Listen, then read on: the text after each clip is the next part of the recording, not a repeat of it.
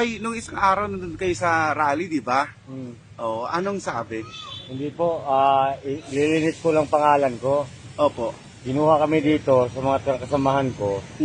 Pero para siraan lang yung pero wala namang pira-piran laban. Oo. Kaya kami sandaan. Sabi nilang ganun, kunyari, taga-tarla ka, sabi sa akin ganun ha. Kunyari, bibigyan kayo ng 2,000, para sa akin yun ha. Tapos kunyari, 300 lang binigay sa'yo, kunyari nagalit ka. Tapos ayun na acting, tapos binigyan kami tig-100. Yung mga sinabi ninyo dun sa video, Tinuro lang mo.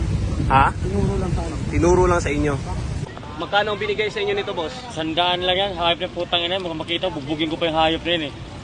Alam nyo na Ayan. i-upload yan sa social media yung video na... Hindi namin alam, no comment ako doon para hindi namin alam tago na ganun pangyayari. Anong sinabi niya sa inyo, boss?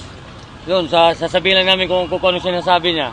Hindi namin alam na panilang puri pala kay pastor yun.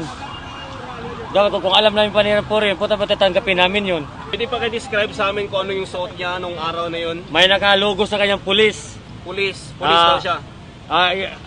Yung nakalagay doon na team police, tapos may sa logo ng police dito, dalawa, naka-white. So ibig sabihin itong kalbong na to, nagpapakilala na pulis. Oo. Team leader daw siya, team leader.